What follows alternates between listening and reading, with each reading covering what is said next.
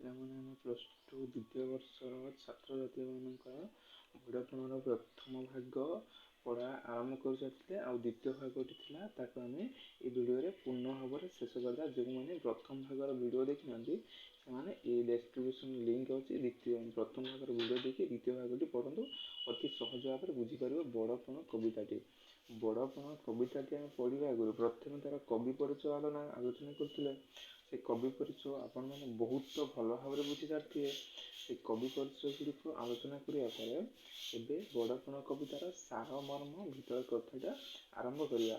ବଡ଼ପଣ ବିଷୟର କବିତାର କବି ହେଉଛନ୍ତି କବିବର ରାଧାନାଥ ରାୟ। ସେ ଉଲ୍ଲେଖ କରିଥିଲେ କାହିଁ ଗଲା ସେହି ପ୍ରାଚୀନ ସୁଧାରା, ରାଜ ପ୍ରଜା ଏବେ ହେଲେ ବାଜପାରା। କାହିଁ ଗଲା ସେ ଯେଉଁ ପ୍ରାଚୀନ ସୁଧାରା, ରାଜା ଆଉ ପ୍ରଜା ଏବଂ ତାଙ୍କର ସମ୍ପର୍କ ହେଉଛି ବାଜପାରାର ସମ୍ପର୍କ। କାଢ଼ି ନେଲା ରାଜ ଭୋଗ ବିଳାସ, ପ୍ରଜାମୁଖୁ ତାଙ୍କ ସମାର୍ଜିତ ଗ୍ରାସ। କଲେ କାଢ଼ି ନେଲେ ରାଜ ହେଉଛି ଭୋଗର ଯେଉଁ ଅଭିଳାଷ ଗୁଡ଼ିକ ଥାଏ, ସମସ୍ତଙ୍କର ଆଶା ଅଭିଳାଷ ଥାଏ, ପ୍ରଜାମୁଖରୁ କାଢ଼ି ନେଇ ତାଙ୍କ ସମାର୍ଜିତ ଗ୍ରାସ ଗୁଡ଼ିକ ରଖୁଛନ୍ତି। ଦେଶୀ ହୋଇ ତୁମ୍ଭେ ଆଚରିଲ ନୀତି, ନିର୍ମମ ବିଦେଶୀ ସର୍ବଶୋଷୀ ନୀତି। ତୁମେ ଯେଉଁ ଦେଶୀ ହୋଇ ତୁମ୍ଭେ ଯେଉଁ ଆଚରିଛ ଯେଉଁ ନୀତି, ନିର୍ମମ ବିଦେଶୀ ସର୍ବ ହେବେ ପୁରା ଶୋଷୀ।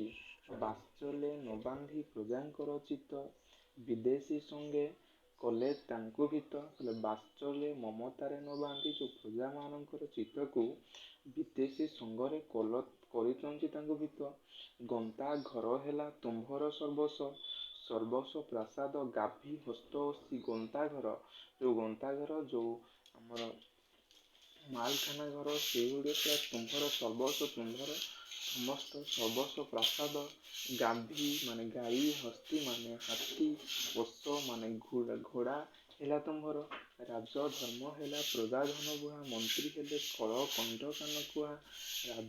ରାଜାମାନଙ୍କର ଯେଉଁ ଧର୍ମ ଗୁଡ଼ିକ ଏଇଟା ହେଉଛି ପ୍ରଜାମାନଙ୍କର ବୁହା ହେଲା। ମନ୍ତ୍ରୀ ହେଲେ ଖଳ କଣ୍ଠ ଟାଉଟର କାନ କୁହାଗଲେ।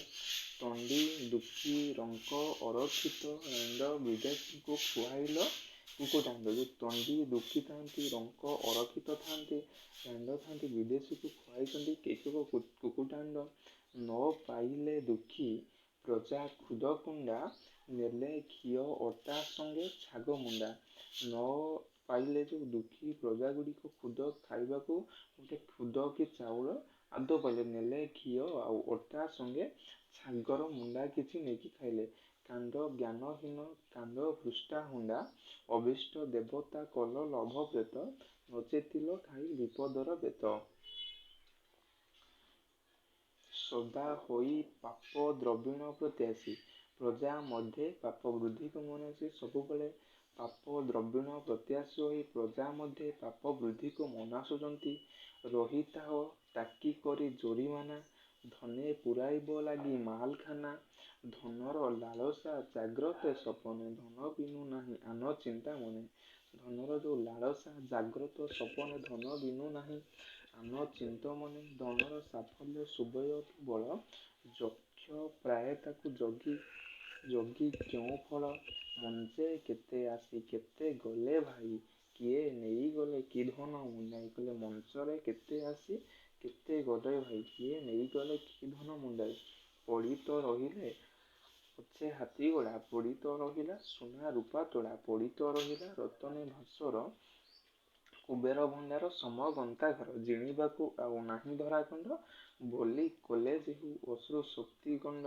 ମଲାବେଳେ ବିଜୟୀ ସ୍କନ୍ଦର, କହିଥିଲେ ତାଚିତେ ଥରେ ଧର ବୋଇଲେ ଏ ପ୍ରାଣ।